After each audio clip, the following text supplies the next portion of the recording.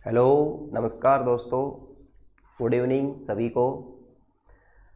और आपका फिर से स्वागत है बाई स्टडी के मंच पर मेरे द्वारा यानी HC वर्मा के द्वारा। हम पढ़ रहे थे, हमारा जो टॉपिक चल रहा है पोषक तत्व चल रहा है बेटा। पोषक तत्व फूड एलिमेंट्स के बारे में हम बात कर रहे थे और उसमें हमने सबसे पहले कार्बोहाइड्रेट के बारे में पढ़ लिया है। उसके बाद हमने लिपिड वसा के बारे में पढ़ लिया है और उसके बाद थर्ड नंबर पे हमने प्रोटीन के बारे में पढ़ लिया है। तो यानी कि इससे पहले की जो क्लास थी उसमें हमने प्रोटीन के बारे में पढ़ा था। किसके बारे में पढ़ा था? प्रोटीन के बारे में। देखो, तो उसमें हमने प्रोटीन की जो भी इम्पोर्टेंट सारी बातें, यानी प्रोटीन की खोज किसके द्वारा की गई, यानी प्रोटीन का निर्माण किससे होता है, प्रोटीन कितने प्रकार की होती है, सबसे ज़्यादा प्रोटीन किसमें पाई जाती है, प्रोटीन के प्राप्ति स्रोत क्या क्या हैं, और उसके बाद प्रोटीन से रोग कौन कौन से होते हैं। उसके बाद में यानी हमने बताया था कि प्रोटीन का जो परीक्षण जो होता है, परीक्षण या टेस्ट जो होता है उसको किस नाम से जानते हैं। ये सारी बातें हमने पिछली क्लास में प्रोटीन से, यानी कि जब प्रोटीन के बारे में बात कर रहे थे हमने कंप्लीट बारे ये बताया है। देखिए, इसके बाद हमारा नेक्स्ट हम बात करेंगे आज चौथे नंबर पे, यानी कि अगला पोषक तत्व है और उसका यानी कि नाम जो होगा वो क्या है बेटा? उसका नाम है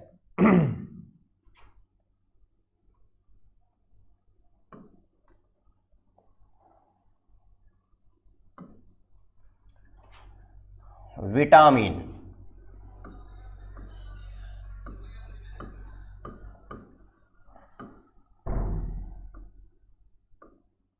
विटामिन क्या है भाई? विटामिन। देखो, पोषक तत्वों में सबसे ज़्यादा अगर कोई मोस्ट है तो वो क्या है? विटामिन ही है। मैंने पहले भी ये जब स्टार्टिंग किया था पोषक तत्व तब भी मैंने कहा था, देखो 99% एग्जामिनर जो होते हैं वो विटामिन से ही क्वेश्चन ज़्यादा उठाते हैं, क्योंकि ये काफ़ी अच्छा और बहुत ही काफ़ी लॉन्ग भी है, काफ़ी इम्पोर्टेंट भी है। और जितने भी एग्ज़ाम हैं उन लगभग सभी एग्ज़ामों में विटामिन से जुड़े हुए क्वेश्चन ज़रूर पूछे जाते हैं। चाहे वो यानी कि किसी का भी पेपर हो, राजस्थान पुलिस, दिल्ली पुलिस का पेपर हो, राजस्थान पुलिस हो, आर्मी हो, यानी कि काफ़ी सारे जितने भी लगभग जितने भी सभी एग्ज़ाम हैं, शायद एक क्वेश्चन उसमें विटामिन का ज़रूर आता है। ये पक्की है, कन्फर्म बात होती है कि विटामिन से जुड़ा हुआ एक क्वेश्चन ज़रूर आता है। इसलिए आपको विटामिन पे ज़्यादा फोकस करना है भाई। विटामिन पे ज़्यादा फोकस करना है। विटामिन को बहुत ही क्लियरली और बहुत ही यानी कि ध्यान से आपको कंप्लीट क्लास पढ़नी है। और कंप्लीट क्लास को आप जब विटामिन को देखेंगे, कंप्लीट इसको पढ़ेंगे, तो मैं यानी कि आपको ये विश्वास दिला सकता हूँ कि अगर विटामिन से कोई भी क्वेश्चन आएगा तो वो यानी कि मेरी क्लास में जो बताया जाएगा इसके अलावा कोई क्वेश्चन वो बाहर नहीं जाएगा। जो भी क्वेश्चन आएगा वो यानी कि हम यहाँ यानी कि वो आपको मिलेगा इसी क्लास में, उसका जवाब मिलेगा, मगर आपको पूरी क्लास देखनी है। पूरी क्लास विटामिन की कंप्लीट जो चैप्टर है विटामिन वो आपको कंप्लीट पढ़ना है, यानी कंप्लीट करना है, जब ही जाके आपको वो क्वेश्चन का हल मिलेगा। अगर आपने क्लास को अधूरी देखा तो आपको हो सकता है कि वो उसका जवाब नहीं मिले। तो इसलिए हम बगैर देरी करे स्टार्ट कर रहे हैं टॉपिक हमारा विटामिन। सबसे पहले देखो, विटामिन की अगर बात करेंगे तो इसकी हम खोज, पेपर में पहला ही क्वेश्चन आता है कि विटामिन की खोज किसके द्वारा की गई। तो अगर आपके सामने आ जाए कि विटामिन की खोज किसके द्वारा की गई तो आपको वहां करना है, वैज्ञानिक का नाम होगा हॉपकिंस। क्या है भाई? हॉपकिंस। वैज्ञानिक हॉपकिंस ने सबसे पहले किसकी खोज की थी? विटामिन की खोज की थी। अगर आपको विटामिन का नामकरण, नोमेनक्लेचर ऑफ विटामिन, विटामिन का नामकरण अगर आपसे पूछ लेता है तो विटामिन का नामकरण जो हुआ था वो हुआ था सी फंक के द्वारा। वैज्ञानिक सी फंक, देखो आपको कई किताबों में सी फंक भी लिख रखा है, खोजकर्ता। वैज्ञानिक सी फंक ने विटामिन की खोज की। ये मिलेगा आपको बहुत सारी किताबों में मिलेगा, पर यानी कि वास्तव में खोज किसने की थी? हॉपकिंस ने खोज की थी। इन्होंने तो इसका यानी विटामिन का क्या दिया था? नाम दिया था। 1911 में इन्होंने क्या किया था? 1911 ईस्वी में इन्होंने विटामिन का क्या दिया था? नाम दिया था। देखो अगर पेपर में मान लो एक क्वेश्चन आ जाए विटामिन की खोज किसके द्वारा की गई, और वहां पे अगर हॉपकिंस नहीं दे रखा है, केवल सी फंक की है ऑप्शन में, हॉपकिंस कहीं है ही नहीं, तो फिर तो आपको सी फंक की भी करना है। सी फंक भी वहां सही हो सकता है क्योंकि हॉपकिंस ने जब दिया ही नहीं है तो वहां पे सी फंक भी सही होगा। मगर सी फंक ने विटामिन का 1911 में क्या दिया था? नाम दिया था भाई। इसके बाद में देखो विटामिन के बारे में आगे अगर बात करते हैं तो विटामिन जो होते हैं इसका काम क्या होता है? विटामिन का हमारे शरीर में क्या काम करता है? ये विटामिन का कार्य है तो ये हमारी जैविक क्रियाएं, कौन सी क्रियाएं? जैविक क्रियाएं। पहले भी बता चुके हैं हम ये बात कि हमारी जैविक क्रियाएं जो होती हैं, बायोलॉजिकल रिएक्शन, जैविक क्रियाएं हमारी जैविक क्रियाओं का नियंत्रण करता है। ये नियंत्रण, कंट्रोल करता है भाई, जैसे कि यानी कि उनको कंट्रोल करने का ये काम करते हैं। विटामिन, खनिज, लवण और जल, ये तीनों का काम सेम है, हमारी बायोलॉजिकल रिएक्शन को कंट्रोल करना, जैविक क्रियाओं को कंट्रोल करना। अब जैविक क्रियाएं कौन कौन सी होती है? जैसे पाचन, जैसे उत्सर्जन, जैसे हृदय की धड़कन, जैसे कि यानी कि पाचन, पोषण, उत्सर्जन, श्वसन, ठीक है। ये सभी जो क्रियाएं हैं ये कौन सी क्रियाएं हैं? जैविक क्रियाएं हैं भाई। और इन सबको कंट्रोल करने में किसका योगदान है? विटामिन का। इसीलिए देखो विटामिन को और भी नामों से जानते हैं। विटामिन के मैं लिख रहा हूं यहाँ पे अन्य नाम, कि विटामिन को अन्य किस नाम से जानते हैं? इन्हें यानी कि कहा जाता है जैविक पोषक तत्व। क्या कहते हैं इसको? जैविक पोषक तत्व के नाम से जानते हैं भाई, जैविक पोषक तत्व। याद रखेंगे विटामिनों को क्या कहते हैं? जैविक पोषक तत्व कहते हैं। इसके अलावा इन्हें एक और नाम से जानते हैं, इन्हें कहा जाता है हमारे शरीर का जीवन रक्षक तत्व। जीवन रक्षक तत्व तो हमारे जीवन की रक्षा करते हैं भाई, ठीक है। कौन करते हैं? विटामिन करते हैं। इसीलिए इनको क्या कहते हैं? जीवन रक्षक तत्व के नाम से भी इन्हें जाना जाता है भाई। तो याद रखना आपको, विटामिनों को किस किस नाम से जानते हैं? विटामिन को पहला नाम है जैविक पोषक तत्व और दूसरा नाम है जीवन रक्षक तत्व। मैंने कहा जैविक क्रियाओं को ये कंट्रोल करते हैं, श्वसन को कंट्रोल करते हैं। अरे हमारा श्वसन ही अगर बंद हो जाएगा तो आपको पता है जब श्वसन बंद हो जाएगा तो जीवन रहेगा क्या? हमारा जीवन खत्म हो जाएगा भाई। श्वसन को खत्म होने का मतलब है जीवन खत्म होना। पाचन का खत्म होने का मतलब है कि शरीर का यानी कि हमारा शरीर ही खत्म हो जाएगा, मर जाएंगे। ऐसे ही हृदय की धड़कन अगर बंद हो जाएगी तो भी क्या होगा? तो भी हमारी मृत्यु हो जाएगी। इसीलिए हमारे जीवन की, इसीलिए रक्षा करते हैं, जीवन की रक्षा करते हैं। ये विटामिन जीवन की रक्षा करते हैं, इसलिए इनको बोल रहे हैं जीवन रक्षक तत्व। और ये जैविक क्रियाओं को कंट्रोल करते हैं, इसीलिए इनको कहते हैं जैविक पोषक तत्व। तो याद रखेंगे, 4 बातें क्लियर हो गई आपकी। दोबारा से देख ले, आपके सामने लिख रही है। विटामिनों की खोज किसने की थी? हॉपकिंस ने की थी। नामकरण किसने किया? 1911 में सी फंक ने किया था। कार्य क्या होता है? जैविक क्रियाओं का नियंत्रण करना होता है। अन्य नाम क्या होता है इनका? जैविक पोषक तत्व होता है और जीवन रक्षक तत्व के नाम से इन्हें जाना जाता है। इसके अलावा अगर हम बात करें तो देखो, इसके अलावा अगर बात करते हैं तो इसके अलावा कि भाई ये प्रमुख विटामिन कौन कौन सी हैं? कौन कौन सी होती हैं विटामिन? प्रमुख विटामिनों के नाम सुनिए आप।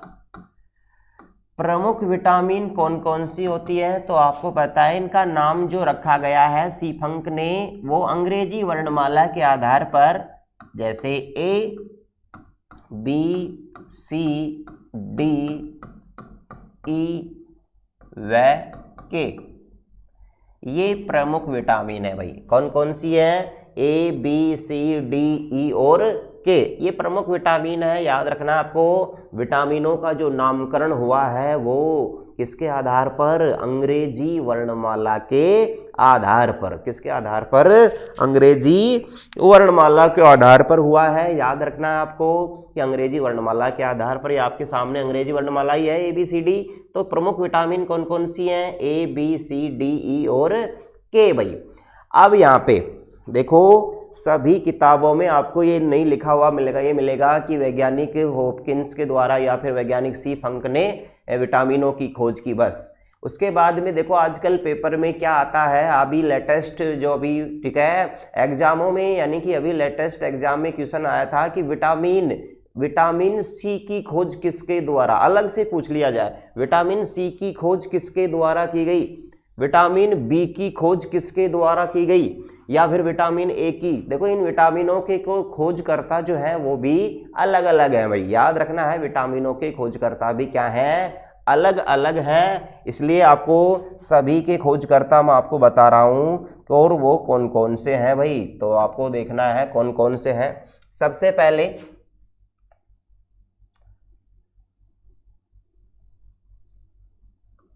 ए व बी, ए व बी की खोज, इन दोनों की खोज एक ही वैज्ञानिक ने की है भाई। विटामिन ए और बी की खोज एक ही वैज्ञानिक ने की है, और उसका नाम क्या है भाई? उसका नाम क्या है? तो यानी कि अभी बात करेंगे सभी का, मैं लिख देता हूं यहाँ पे। उसके बाद में सी वैज्ञान, यानी कि सी जो विटामिन है इसकी खोज अलग ने की, सी की खोज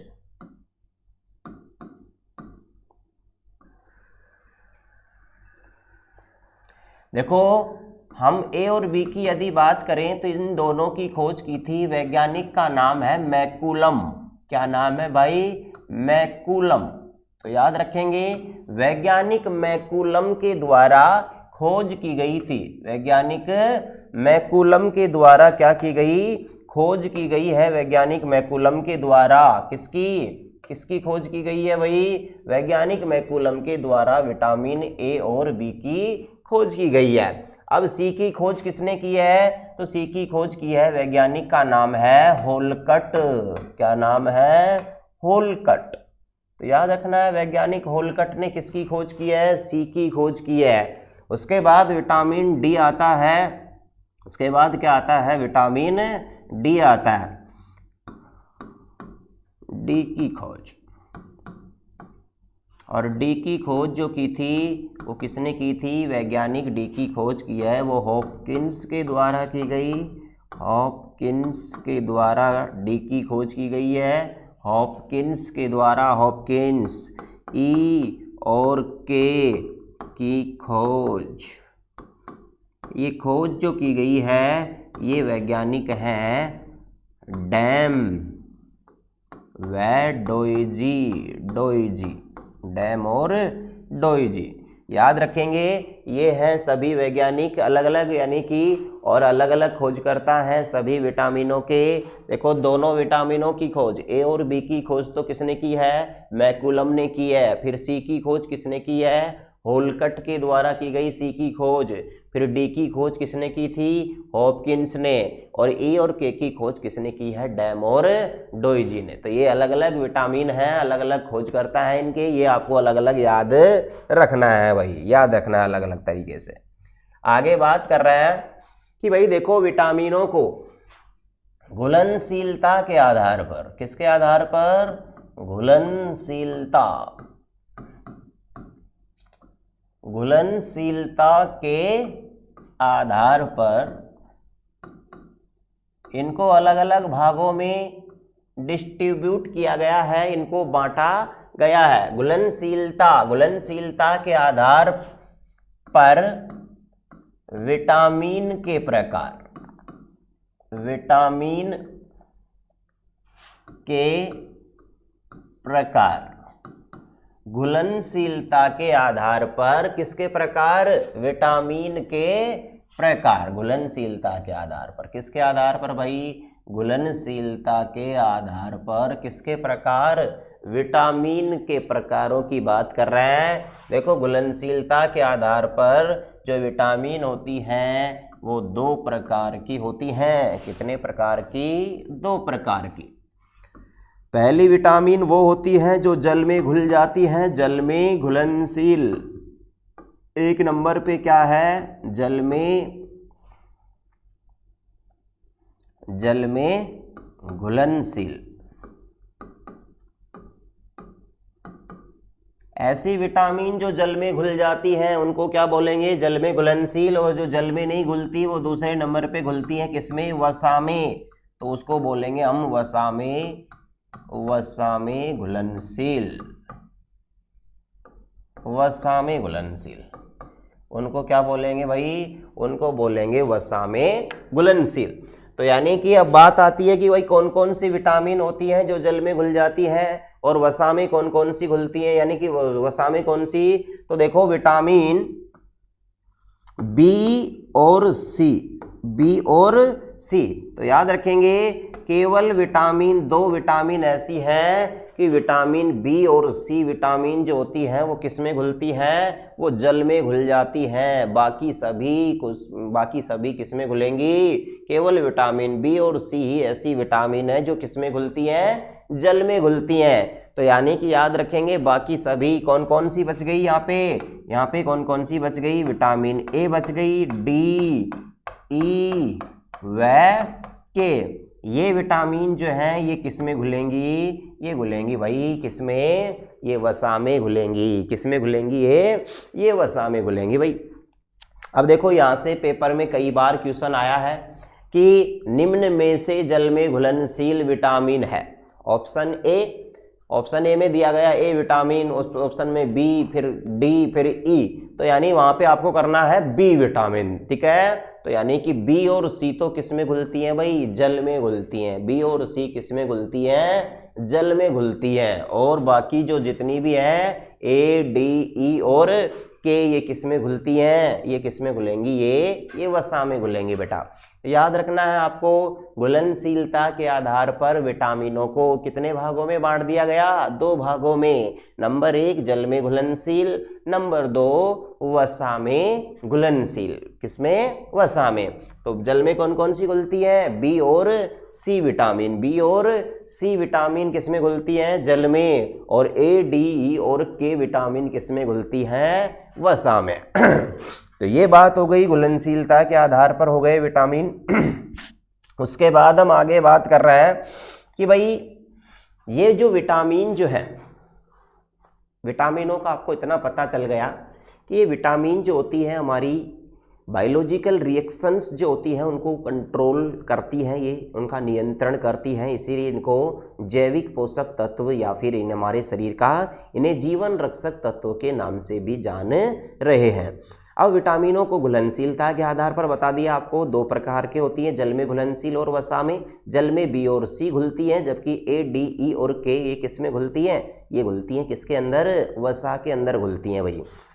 देखो हमारे शरीर के अंदर, मानव शरीर के अंदर 2 विटामिन ऐसी हैं उनका निर्माण अपने आप ही होता है। यानी कि हमारे शरीर में 2 विटामिनों का निर्माण अपने आप ही होता है भाई। बहुत ही मोस्ट बात है, मानव शरीर में कौन कौन सी विटामिनों का निर्माण हो जाता है? तो देखो मानव शरीर में 2 विटामिन जो होती है वो अपने आप बनती हैं। कौन कौन सी? एक विटामिन है डी। एक कौन सी है? एक विटामिन डी है, तो एक विटामिन के है। विटामिन डी और विटामिन के ये अपने आप ही हमारे शरीर में बन जाती है। अपने आप कैसे बनती है भाई? देखो जैसे, यानी विटामिन डी ये तो क्या है? सूर्य के प्रकाश की उपस्थिति में, सूर्य का प्रकाश। आपने सुना होगा, सभी जानते हैं विटामिन डी को सनलाइट विटामिन भी कहते हैं, सनलाइट विटामिन। तो याद रखें सूर्य के प्रकाश में कौन सी विटामिन मिलती है? डी विटामिन होती है, और इसीलिए विटामिन डी को धूप विटामिन भी कहते हैं। धूप विटामिन या सनलाइट विटामिन के नाम से इसे जानते हैं। जैसे ही त्वचा पर हमारे सनलाइट गिरती है तो यानी कि हमारी त्वचा के अंदर जो कोलेस्ट्रॉल भाग होता है उसके अंदर विटामिन डी का क्या हो जाता है? निर्माण हो जाता है। तो याद रखेंगे 7 डिहाइड्रो कोलेस्ट्रॉल हमारी त्वचा के यानी के अंदर लेयर में विटामिन डी का क्या हो जाता है? अपने आप ही निर्माण हो जाता है। ठीक है। और अब बाद में बात की भाई के कहाँ से बनती है विटामिन के? तो विटामिन के हमारी बनती है बड़ी आंत में। कौन सी आंत में? बड़ी आंत। ठीक है। लार्ज इंटेस्टाइन के अंदर यानी बड़ी आंत के अंदर निर्माण होता है किसका? विटामिन के का। कैसे होता है? देखो बड़ी आंत का भी एक भाग होता है, और बड़ी आंत का जो भाग होता है बीच वाला भाग उसका नाम होता है कोलन। कौन सा होता है भाई? कोलन। तो बड़ी आंत का एक भाग होता है जिसका नाम क्या होता है? कोलन। बड़ी आंत के 3 भाग होते हैं। ठीक है। बड़ी आंत के कितने भाग होते हैं? कोलन, यानी सॉरी बड़ी आंत के 3 भाग होते हैं। पहला होता है सीकम, दूसरा होता है कोलन, और तीसरा होता है मलाशय रेक्टम। याद रखना आपको। तो यानी कि बड़ी आंत का एक भाग है बीच वाला, वो कोलन होता है, और इस कोलन भाग में एक बैक्टीरिया पाया जाता है, एक जीवाणु पाया जाता है, नाम होता है इसका इकोलाई। इसका नाम क्या है भाई? इकोलाई नाम का बैक्टीरिया यानी जीवाणु पाया जाता है हमारी आंत में। कौन सी आंत में? बड़ी आंत में। बहुत ही रोचक बात है, इंटरेस्टेड बात है ये कि हमारे शरीर में एक जीवाणु भी पाया जाता है। वैसे आपने सुना होगा, आप ये सोच रहे होंगे सर जीवाणु तो हमारे लिए हानिकारक होते हैं, यानी कि जीवाणुओं से तो हमारे शरीर में डिजीज होती है, बीमारियां होती हैं। फिर अगर बीमारियां होती हैं तो सर ये जीवाणु बीमारी क्यों नहीं? देखो कुछ जीवाणु जो होते हैं, देखो आपको पता है हर चीज जो होती है उसके नुकसान हैं तो फायदे। देखा है कुछ चीजें होते हैं जिनके नुकसान भी होते हैं तो फायदे भी होते हैं। हर चीज के अपवाद होते हैं, आपको पता है। तो यहाँ भी अपवाद है। बहुत सारे बैक्टीरिया, ये बात सही है कि बहुत सारे बैक्टीरिया हमारे लिए नुकसानदायक हैं और वो हमारे को बहुत सारी डिजीज देते हैं, बहुत सारी बीमारियां देते हैं, मगर कुछ बैक्टीरिया हमारे लिए लाभदायक भी हैं भाई। जैसे कि इकोलाई। ये इकोलाई परमानेंट हमारे शरीर के अंदर होता है बड़ी आंत के कौन से भाग में? कोलन भाग में। जब से हमारा जन्म होता है तब से ये पाया जाता है, और जब तक हमारी मृत्यु नहीं होगी जब तक ये भी नहीं मरेगा। ठीक है। तो सातों जन्म जो साथ रहता है वो कौन रहता है? हमारे इकोलाई। बाकी सारे रिश्ते नाते आपके साथ बेवफाई कर सकते हैं भाई। ठीक है। जितने भी रिश्ते नाते हैं वो आपके साथ बेवफाई कर सकते हैं, बिल्कुल इस बात में कोई दो राय नहीं है, मगर आपके साथ कभी लाइफ टाइम बेवफाई नहीं कर सकता। कौन? ये इकोलाई। बाकी सब दुनिया बेवफा हो सकती है। यानी कि याद रखेंगे इकोलाई हमारे साथ हमेशा बेवफा नहीं, हमेशा वफा करेगा, और ये लाइफ टाइम हमारे साथ रहता है। कहाँ रहता है ये? बड़ी आंत के कौन से भाग में? कोलन भाग में रहता है। और इसी इकोलाई नाम का जो जीवाणु है, ये इकोलाई जीवाणु बनाता है कौन से विटामिन? के विटामिन बनाता है भाई। मानव शरीर में विटामिन के का निर्माण कौन सा जीवाणु करता है? इकोलाई जीवाणु करता है। कौन सा जीवाणु करता है? इकोलाई। इसलिए ये लाभदायक है। देखो और भी जीवाणु लाभदायक होते हैं। एक जीवाणु होता है, नाम सुना होगा आपने,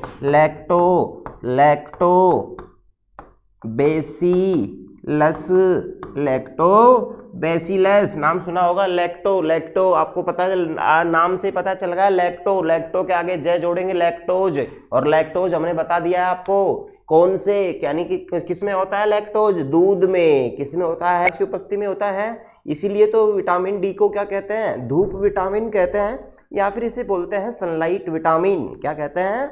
सनलाइट विटामिन। और विटामिन के जो होता है इसका निर्माण हमारी बड़ी आंत के कोलन भाग में होता है एक जीवाणु के द्वारा जिसका नाम था इकोलाई, और इस इकोलाई जीवाणु के द्वारा हमारे शरीर के अंदर विटामिन के का निर्माण हो जाता है। देखो विटामिन के जो होता है ये हमारे शरीर के अंदर बहते हुए रुधिर को रोकता है, यानी रुधिर का थक्का बनाता है विटामिन के। ठीक है, इनकी हम अलग से और भी बात करेंगे अभी आगे। तो यानी कि मैं सिर्फ नॉर्मली आपको ये बता रहा था कि मानव शरीर में 2 विटामिनों का अपने आप निर्माण होता है, उनको बाहर से ग्रहण करने की कोई आवश्यकता नहीं होती, और वो है विटामिन डी और के। उसके बाद देखिए, मैंने ये कह रहा था मैं आपको, देखो एग्जामों में विटामिनों से जुड़े हुए 2 क्वेश्चन ज़्यादा पूछे जाते हैं, यानी 2 जगह से ही ज़्यादा पूछे जाते हैं। या तो किसी भी विटामिन की कमी से होने वाला रोग पूछा जाता है, और या फिर किसी भी विटामिन का रासायनिक नाम आपसे वो पूछ सकता है। ठीक है, यहाँ हम एक टेबल, एक सारणी के माध्यम से आपको बता रहा हूँ मैं कि कौन कौन सी विटामिन जो है उनके रासायनिक नाम क्या है और उनकी कमी से कौन कौन से रोग होते हैं। सबसे पहले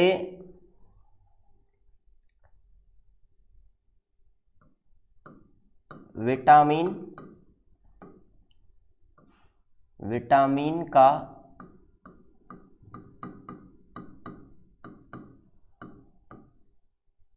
रासायनिक नाम व उसकी कमी से होने वाला रोग, ये हम पढ़ेंगे। विटामिन की कमी से होने वाला रोग और उसका रासायनिक नाम। तो देखिए, सबसे पहले तो मैं यहाँ लिख रहा हूं विटामिन का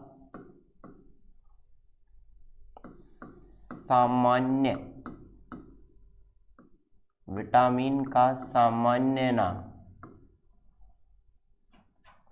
उसके बाद उसका हम रासायनिक नाम बताएंगे। उसका क्या होगा? रासायनिक नाम, यानी केमिकल नेम उसका। और फिर हम उसकी बात करेंगे किसकी? कमी से होने वाले रोग की। कमी से होने वाला रोग। हाँ भाई, तो हमने ये 3 खाने हमने बनाए हैं। सबसे पहले में हमने लिखा विटामिन का सामान्य नाम, नॉर्मल नेम ऑफ विटामिन, यानी कि उसका सामान्य नाम। उसके बाद हमने बताया, यानी कि सेकंड नंबर पे वो है रासायनिक नाम, विटामिन का कौन सा नाम? रासायनिक नाम। और उसकी बाद कमी से होने वाला रोग। देखो, प्राप्ति स्रोत जो है विटामिनों के वो भी मोस्ट हैं, वो हम उनको अलग से, आपको एक एक विटामिन के बारे में अलग से और भी बातें करेंगे हम। पहले तो हम सबसे पहले बात कर रहे हैं कि विटामिन, सबसे पहले है ए विटामिन। सबसे पहले ए विटामिन, इसका रासायनिक नाम क्या है? तो इसका रासायनिक नाम होता है भाई रेटिनोल।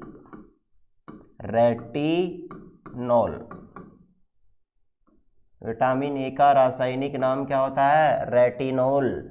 या फिर इसको बोल सकते हैं एक्सेरोफाइटोल।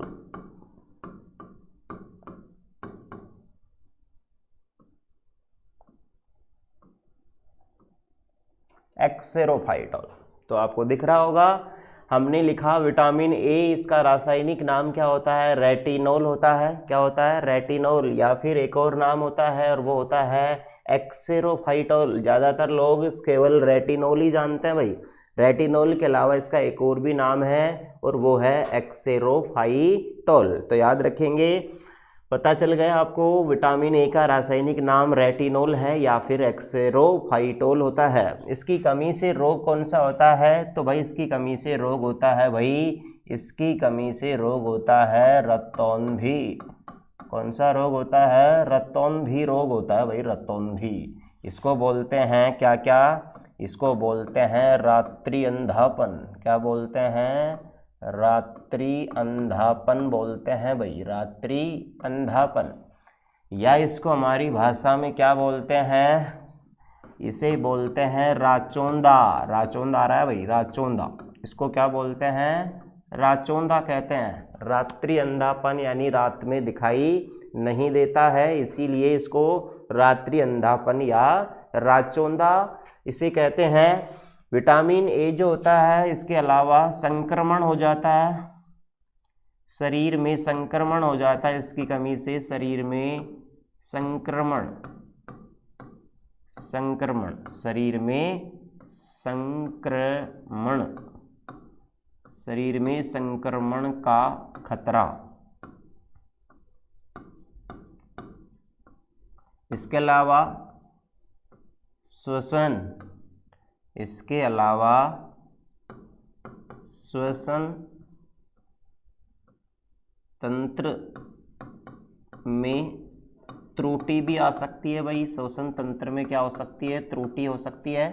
तो याद रखेंगे, रात्रि अंधापन, राचोंदा यानी किसको कहते हैं? रतौंधी रोग। मुख्य रोग जो है वो रतौंधी है। इसका मुख्य रोग क्या है? रतौंधी। इसके अलावा शरीर में इन्फेक्शन का खतरा भी होता है इसकी कमी से, क्योंकि हमारे शरीर में इन्फेक्शन को रोकती है विटामिन ए, और इसीलिए विटामिन ए को संक्रमण रोधी विटामिन कहते हैं। क्या कहते हैं? संक्रमण रोधी विटामिन के नाम से इसे जानते हैं। और इसके बाद हम बात कर रहे हैं आगे नेक्स्ट विटामिन की।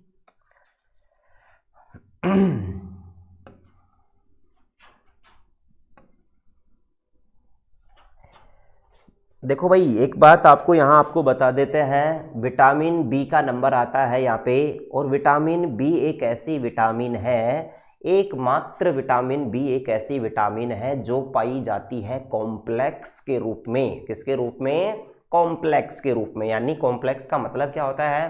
तो कॉम्प्लेक्स का मतलब होता है समूह। तो याद रखेंगे, विटामिन जो बी होती है वो कॉम्प्लेक्स के रूप में होती है, बाकी सभी विटामिन जो होती हैं वो सिंगल होती हैं, यानी उनका कोई रूप नहीं होता या कोई समूह नहीं होता। ए सिंगल है, बी कॉम्प्लेक्स यानी बी होती है मात्र कॉम्प्लेक्स के रूप में। सी विटामिन बी अकेली होती है, सिंगल है। डी सिंगल है, की और के ये सभी सिंगल हैं। केवल रूप जो होते हैं या समूह के रूप में जो विटामिन पाया जाता है वो कौन सा है भाई? वो सिर्फ और सिर्फ बी होता है। तो बी के समूह की बात करेंगे हम। सबसे पहले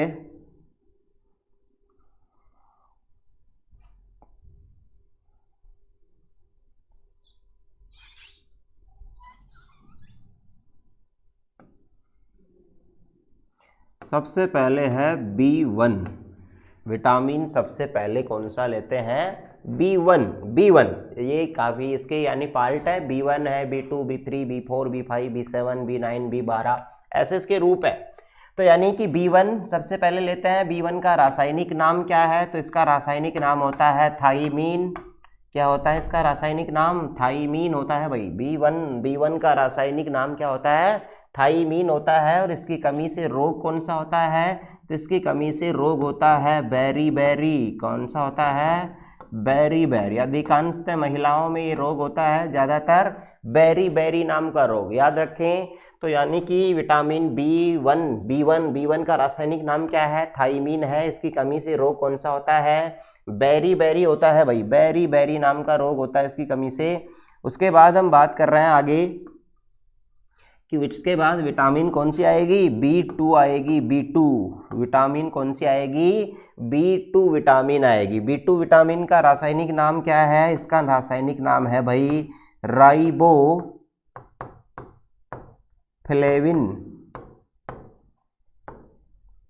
B2 का रासायनिक नाम क्या है? B2 का रासायनिक नाम है भाई राइबोफ्लेविन। B2 का रासायनिक नाम क्या है? राइबोफ्लेविन है भाई। याद रखें, विटामिन बी का B2 का रासायनिक नाम क्या है? राइबोफ्लेविन इसका रासायनिक नाम है भाई।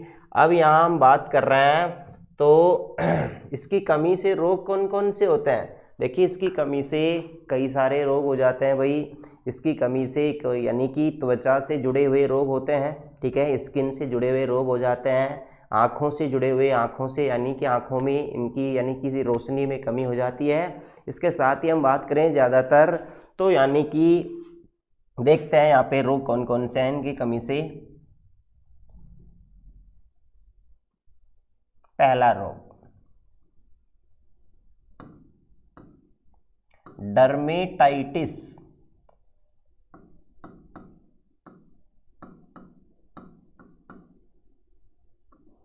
डर्मेटाइटिस रोग, ग्लासाइटिस, ग्लासाइटिस, और एक और रोग तीसरे नंबर पे किलोसिस। किलोसिस, ये 3 रोग मुख्य हैं इसकी कमी से। पहला कौन सा है? डर्मेटाइटिस रोग, जो रोग है ये इसकी कमी से होता है, यानी B2 की कमी से होता है। B2 की कमी से दूसरा रोग होता है वो ग्लासाइटिस है, और B2 की कमी से तीसरा जो रोग है उसका नाम है किलोसिस। क्या है? किलोसिस। देखो डर्मेटाइटिस आपको पता है, डर्मा, डर्मे का मतलब है त्वचा, स्किन, स्किन को बोलते हैं, और आपको पता है त्वचा का अध्ययन करना डर्मेटोलॉजी। क्या कहलाता है? डर्मेटोलॉजी, स्किन का अध्ययन। अगर स्किन का हम अध्ययन करते हैं स्पेशली तो वो डर्मेटोलॉजी कहलाता है। अगर स्किन का, जैसे आपने देखा होगा हॉस्पिटल्स में जाते हैं, अगर कोई स्किन का डॉक्टर होता है उसको उसके आगे लिखा होता है उसके नाम के आगे डर्मेटोलो यानी डर्मेलॉजिस्ट, यानी डर्मेलॉजिस्ट। डर्मेलॉजिस्ट इसका मतलब है कि वो स्किन रोग विशेषज्ञ। तो यानी कि यहाँ डर्मेटाइटिस ये त्वचा से जुड़ा हुआ रोग है, तो यानी कि याद रखें ग्लासाइटिस, और यानी कि इसमें कि यानी कि अलग अलग होता है। इसमें क्या होता है? डर्मेटाइटिस में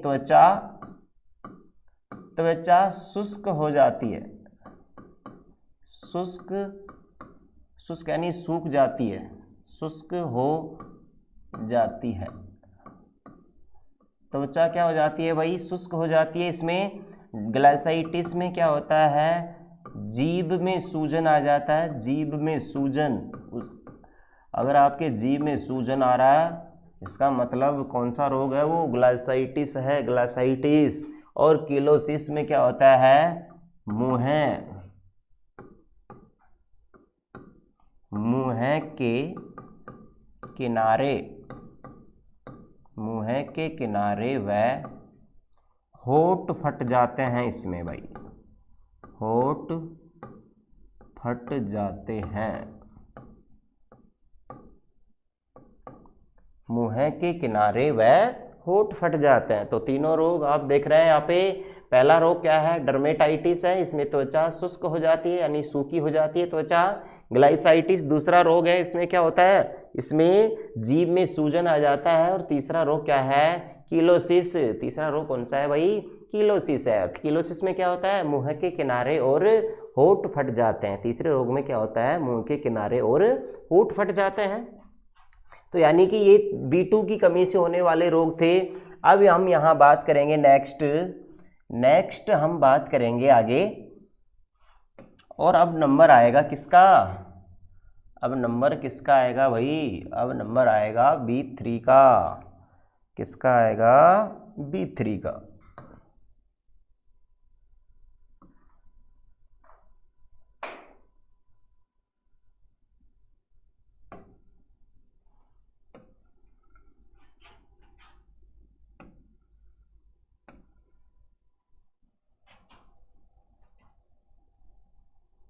आगे कौन सी विटामिन है? आगे विटामिन आएगी B3। B3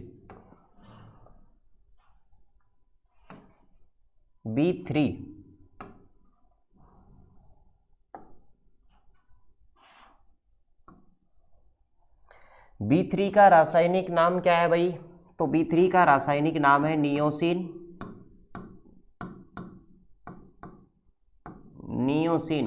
या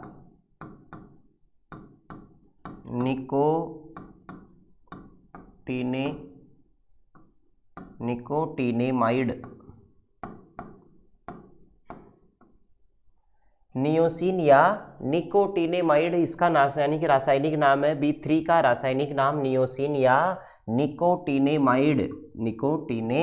निकोटिनेमाइड, नियोसिन या निकोटिनेमाइड इसका रासायनिक नाम है। याद रखें B3 का रासायनिक नाम क्या है? नियोसिन या निकोटिनेमाइड।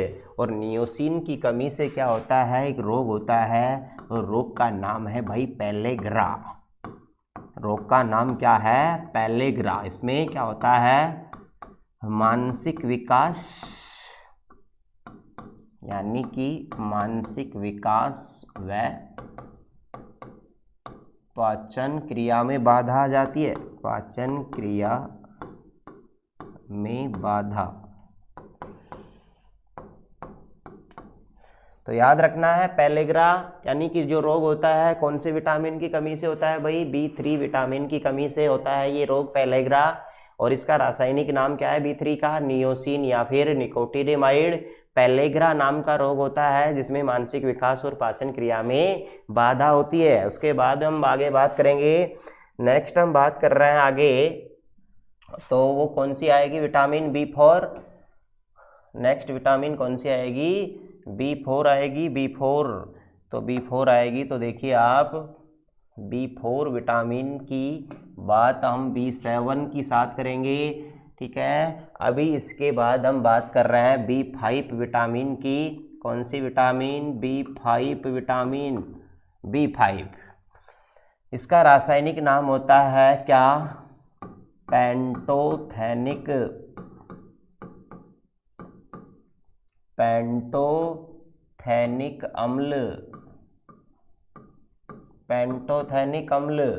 और इसमें क्या होता है? इससे बाल सफ़ेद हो जाते हैं भाई। बालों का सफ़ेद हो जाना। तो B5 और B5 का रासायनिक नाम क्या है? पेंटोथेनिक अम्ल है। और इसकी कमी से बाल क्या हो जाते हैं? सफ़ेद हो जाते हैं। B5 की कमी से क्या हो जाता है? बाल सफ़ेद हो जाते हैं। और उसके बाद है B6। B6 का रासायनिक नाम क्या है? पायरिडॉक्सिन। B6 का रासायनिक नाम क्या है? पायरिडॉक्सिन। इसकी कमी से क्या होता है? एनीमिया, यानी कि रक्तअल्पता या रक्त क्षीणता या इसे खून की कमी। मैंने कहा ये रोग जो होता है ये अधिकांशतः महिलाओं में पाया जाता है। एनीमिया नाम का रोग अधिकांशतः किसमें होता है? महिलाओं में पाया जाता है। उसके बाद B4 या B7 और इसका रासायनिक नाम होता है B7 का बायोटीन। इसकी कमी से क्या होते हैं? बाल झड़ जाते हैं। बालों का झड़ना यानी कि गंजापन हो जाता है। इसके अलावा इसकी कमी से मांसपेशियां भी कमज़ोर हो जाती हैं। B7 की वजह से बाल झड़ जाते हैं और यानी कि क्या होता है? मांसपेशियां भी कमज़ोर हो जाती हैं। इसके साथ हमने आगे नेक्स्ट बात कर रहे हैं B9 आती है। कौन से आती है? B9। और B9 का रासायनिक नाम क्या है? फोलिक अम्ल, फोलिक एसिड। B9 को क्या कहते हैं? फोलिक एसिड कहते हैं इसे। और फोलिक एसिड की कमी से भी मुख्य रूप से होता है भाई एनीमिया ही होता है। एनीमिया क्या होता है? एनीमिया ही होता है, यानी खून की कमी होती है। खून की क्या होती है? कमी होती है। खून की कमी।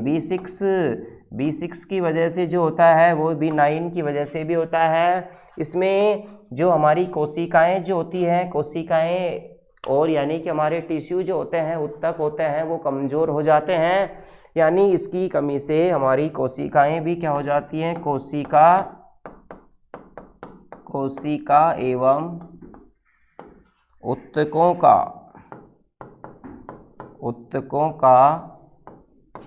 दुर्बल हो जाना।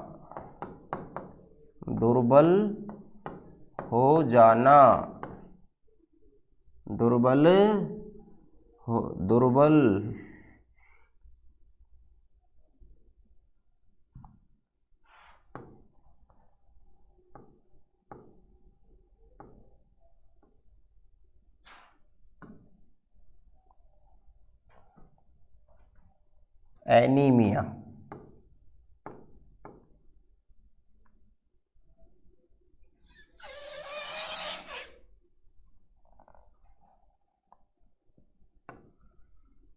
क्या है ये रोग? एनीमिया।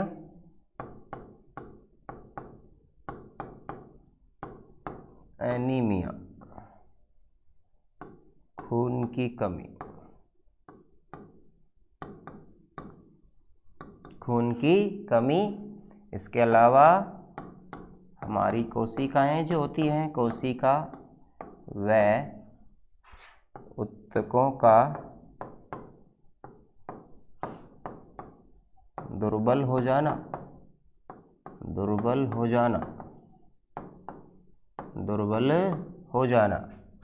तो इस प्रकार से ये B9 है हमारी, B9 फोलिक अम्ल है। उसके बाद अगली नेक्स्ट विटामिन जो आती है हमारी, नेक्स्ट विटामिन जो आती है हमारी वो कौन सी आती है? तो नेक्स्ट विटामिन जो आती है हमारी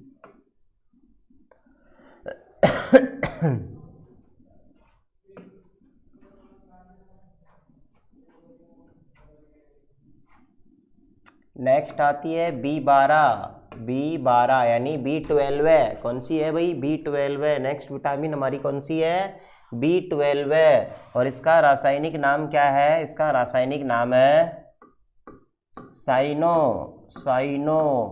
काबालोमीन। इसका रासायनिक नाम क्या है? साइनोकाबालोमीन। क्या है भाई? साइनोकाबालोमीन। याद रखेंगे, यानी इसका रासायनिक नाम क्या है? B12 का साइनोकाबालोमीन है, साइनोकाबालोमीन। और इसकी कमी से भी भाई एनीमिया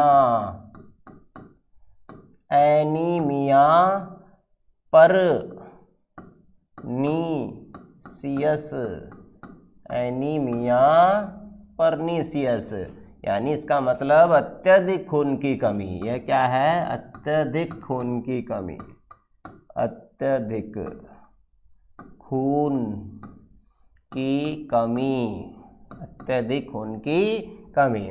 अब आप सोच रहे हैं सर B6 की कमी से भी एनीमिया, B9 की कमी से भी एनीमिया, B12 की कमी से भी एनीमिया।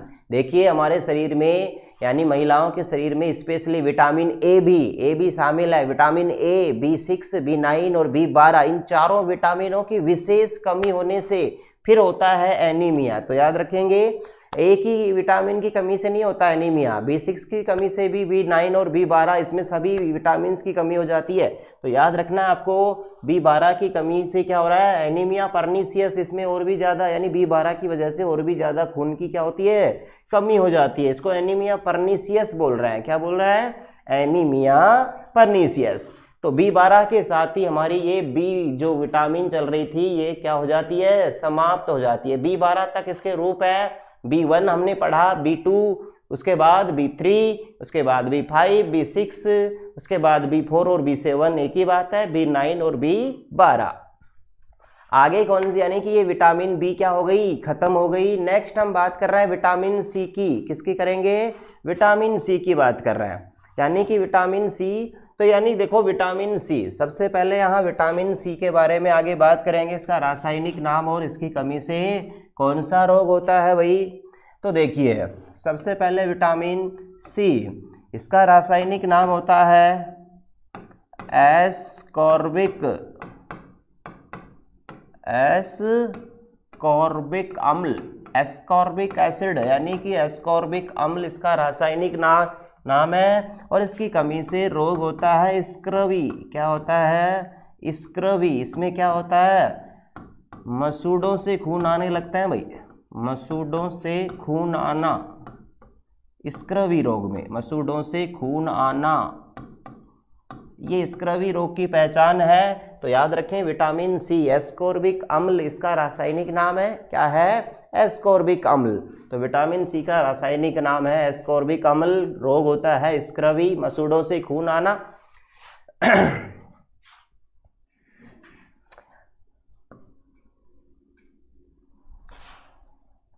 नेक्स्ट विटामिन है डी विटामिन। कौन सी vitamin? D vitamin. Vitamin D का रासायनिक नाम क्या है?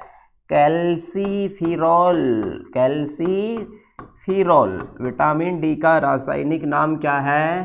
कैल्सीफिरॉल। इसकी कमी से देखो बच्चे भी प्रभावित होते हैं, बच्चों में एक रोग होता है। और मैंने बताया था जब आपको प्रोटीन की क्लास जब चल रही थी कि भाई एक रोग होता है सूखा, जिसको मैरास्मस कह रहे थे। प्रोटीन की कमी से बच्चों में मैरास्मस, सूखा रोग होता है। तो यहाँ भी देखिए, यहाँ भी सूखा आएगा और ये रोग होता है, इसका नाम है रिकेटस। क्या नाम है भाई? रिकेटस नाम का रोग होता है। ये बच्चों में होता है और इसे ही हम सूखा रोग भी कहते हैं। इसे हम क्या कहते हैं? सूखा रोग भी इसे हम कहते हैं भाई। इसे हम क्या कहते हैं? इसे हम सूखा रोग भी कहते हैं। उसके अलावा देखो हमारे शरीर में वयस्कों में भी रोग होते हैं इसकी कमी से। वयस्कों में, एडल्ट अवस्था में भी यानी रोग होते हैं। और कौन कौन से रोग होते हैं देखिए, एक होता है ऑस्टियोमेलेसिया।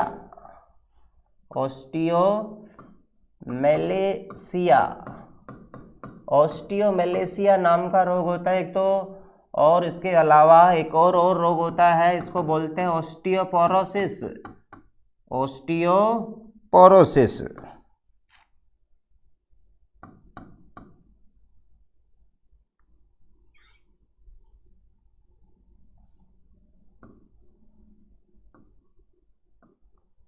ऑस्टियोपोरोसिस।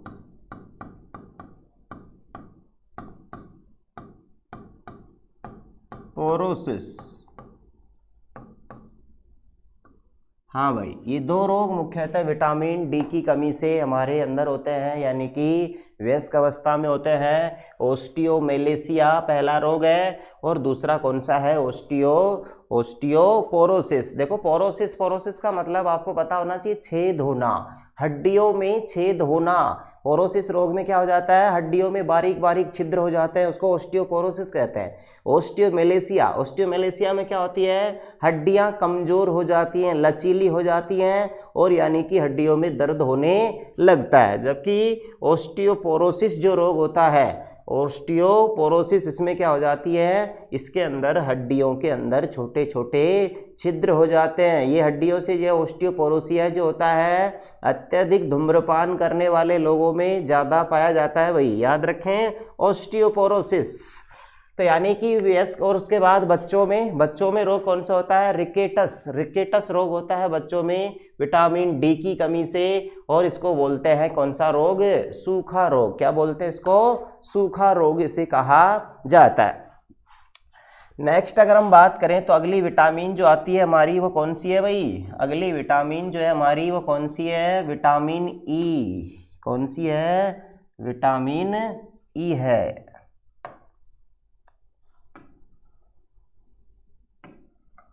दो विटामिन हमारी बच रही है, विटामिन ई और विटामिन के, बस। उसके बाद ये टेबल हमारी समाप्त हो जाएगी। विटामिन ई, विटामिन ई का रासायनिक नाम होता है भाई टोको। किसको टोको? किसी को नहीं टोकना है अभी। टोकोफिरोल।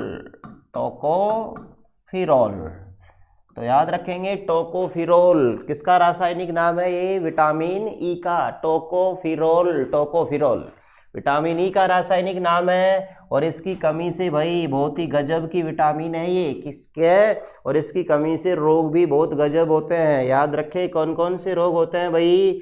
पुरुषों में अलग से बात कर रहे हैं, पुरुषों और महिलाओं में अलग अलग रोग होते हैं। पुरुषों में हो जाती है नपुंसकता। क्या हो जाती है? नपुंसकता आ जाती है भाई पुरुषों में। और महिलाओं की बात कर रहे हैं, महिलाएं राजी ना हो, महिलाओं में भी रोग है भाई खतरनाक, और वो है बांझपन। क्या है? बांझपन। तो याद रखेंगे विटामिन ई जो होती है इसकी कमी से क्या होता है? विटामिन ई की कमी से टोकोफिरोल इसका रासायनिक नाम है, और इसकी कमी से पुरुषों में नपुंसकता, यानी कि शुक्राणु नहीं बनते हैं, और शुक्राणु नहीं बनेंगे आपको पता है फिर क्या होगा भाई? जब जिस पुरुष में शुक्राणु अगर नहीं बनेंगे तो फिर क्या होगा आपको पता है? एक तीसरी कौम और होती है, ठीक है, आप समझ गए होंगे तीसरी कौम क्या होती है। फिर आपको पता है, उनको पता लग गया, वो टेम्पू भर के आएंगे और फिर ताली बजाने में शामिल हो जाओगे आप, ठीक है, जबरदस्ती ले जाएंगे आपको वो अपनी कौम में। तो यानी कि फिर ताली के फटके दो आराम से, और फिर मजे करो, ढोलक पे नाचो आराम से। तो यानी कि विटामिन ई बहुत ही, अभी इसीलिए कहा है बहुत ही खतरनाक विटामिन है भाई। तो अब आपके जिज्ञासा हो रही है सर बता दो ये किस में पाई जाती है? ठीक है, बताएंगे अभी किस में पाई जाती है विटामिन ई। तो देखो विटामिन ई की कमी से क्या होता है? पुरुषों में नपुंसकता होता है, जबकि महिलाओं में बांझपन, यानी महिलाओं में अंडाणु नहीं बनते हैं। और जब अंडाणु नहीं बनेगा तो उस महिला में क्या कभी भी बच्चे नहीं होंगे भाई। और इसीलिए विटामिन ई को, विटामिन जो ई होती है इसे कहते हैं सेक्स विटामिन। क्या कहते हैं भाई? Sex vitamin. सेक्स पावर में ये वृद्धि करती है। इसके अलावा विटामिन ई जो होती है ये हमारे के अंदर सुंदरता बढ़ाती है। क्या बढ़ाती है? सुंदरता। इसीलिए विटामिन ई को ब्यूटी विटामिन, ब्यूटी सुंदरता का विटामिन भी इसे कहते हैं। आपको पता है मेडिकल पे कैप्सूल्स आते हैं विटामिन ई के, तो याद रखें महिलाएं खूब लगाती हैं, ग्रीन कैप्सूल्स आती हैं। और यानी कि आपको पता है कि विटामिन ई जो होती है ये सुंदरता बढ़ाती है।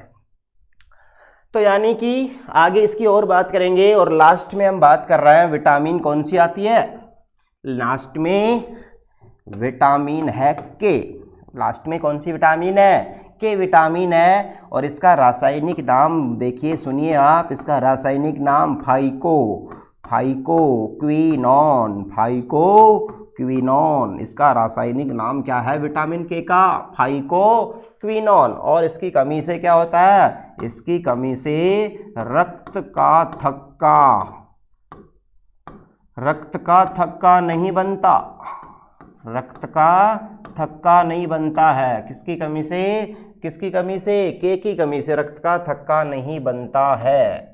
तो याद रखना आपको, विटामिन के की कमी से रक्त का थक्का नहीं बनता है। रक्त का थक्के का मतलब क्या है भाई? जैसे चोट लग जाए और चोट लगती है तो ब्लड बाहर आता है, ब्लड बहता है, मगर हम देखते हैं कुछ समय बाद हमारा ब्लड बहते हुए, यानी बहते हुए ब्लड क्या हो जाता है? रुक जाता है। तो वो रुकता किसकी वजह से है? विटामिन के की वजह से। और विटामिन के की तरह ही काम करता है प्लेटलेट्स। प्लेटलेट्स का काम भी सेम है। प्लेटलेट्स का काम क्या है? उसका भी काम है कि हमारे रुधिर को रोकती हैं, वो बहते हुए रुधिर को रोकने का काम करती हैं। तो यानी कि रुधिर का थक्का बनाती हैं प्लेटलेट्स। और यहाँ कौन बना रहा है? विटामिन के का काम भी क्या है? रुधिर का थक्का बनाना। याद रखें, विटामिन के का रासायनिक नाम क्या है? विटामिन के का रासायनिक नाम है फाइकोक्विनोन। क्या है? फाइकोक्विनोन। और इसकी कमी से रक्त का थक्का नहीं बनता है। तो ये टेबल हमारी क्या हो गई? समाप्त हो गई। विटामिन ए से लेके हमने के तक विटामिन बी के सारे रूप हमने आपको बता दिए हैं इस टेबल से। तो याद रखना है कि ये कंप्लीट टेबल हमारे आपके सामने, यानी कंप्लीट टेबल है ये। और इस टेबल में आप दोबारा से यानी इसको देख सकते हैं। हमने टॉपिक स्टार्ट किया विटामिन का रासायनिक नाम और उसकी कमी से होने वाले रोग। सबसे पहले विटामिन का सामान्य नाम लिखा, उसके बाद उसका रासायनिक नाम बताया है, और फिर उसकी कमी से होने वाला रोग बताया भाई। ठीक है, आप इसे देख सकते हैं। विटामिन ए, एक बार दोहरा रहा हूँ, विटामिन ए जो है इसका रासायनिक नाम क्या है? रेटिनोल या एक्सेरोफाइटोल। इसकी कमी से क्या होता है? रतौंधी। क्या होता है? रतौंधी, रात्रि अंधापन, राचौंधा, शरीर में संक्रमण का खतरा, श्वसन तंत्र में त्रुटि, ये सब प्रॉब्लम्स आती है इसमें। विटामिन बी1 स्टार्ट होती है। बी1 का रासायनिक नाम क्या है? थाइमीन। और इसकी कमी से क्या होता है? बेरी नाम का रोग होता है भाई। क्या होता है? बेरी। उसके बाद कौन सी है? उसके बाद आती है B2। और B2 की क्या है? B2 की कमी से क्या होता है? B2 का रासायनिक नाम राइबोफ्लेविन। इसकी कमी से 3 रोग होते हैं। पहला डर्मेटाइटिस, त्वचा शुष्क हो जाती है। ग्लासाइटिस, जीभ में सूजन आ जाता है। उसके बाद है कीलोसिस, मुंह के किनारे और होठ फट जाते हैं। उसके बाद B3 है। B3 का रासायनिक नाम क्या है? नियोसिन है या निकोटिनोमाइड। इसे पेलेग्रा या मानसिक विकास, पेलेग्रा, जिसमें मानसिक विकास और पाचन क्रिया में बाधा आती है। B5 का रासायनिक नाम है पेंटोथेनिक अम्ल, और इसकी कमी से बाल सफेद हो जाते हैं। उसके बाद है B6, और B6 का रासायनिक नाम पायरिडॉक्सिन, यानी इसकी कमी से एनीमिया, रक्तअल्पता, रक्त क्षीणता और खून की कमी होती है। उसके बाद B4 या B7, इसकी क्या होता है? इसका रासायनिक नाम बायोटीन। क्या होता है? बायोटीन। और इसकी कमी से बालों का झड़ना यानी गंजापन, मांसपेशियों का कमजोर हो जाना। B9 का रासायनिक नाम है फोलिक अम्ल। इसकी कमी से एनीमिया होता है, खून की कमी, कोशिका व ऊतकों का दुर्बल हो जाना। B12 का रासायनिक नाम है साइनोकाबालोमिन। इसकी कमी से एनीमिया पर्निशियस, अत्यधिक खून की कमी होती है। और उसके बाद आती है विटामिन सी। इसका रासायनिक नाम है एस्कॉर्बिकमल। स्क्रवी रोग होता है इसकी कमी से, कौन सा होता है, स्क्रवी नाम का रोग होता है जिसमें मसूड़ों से खून आता है।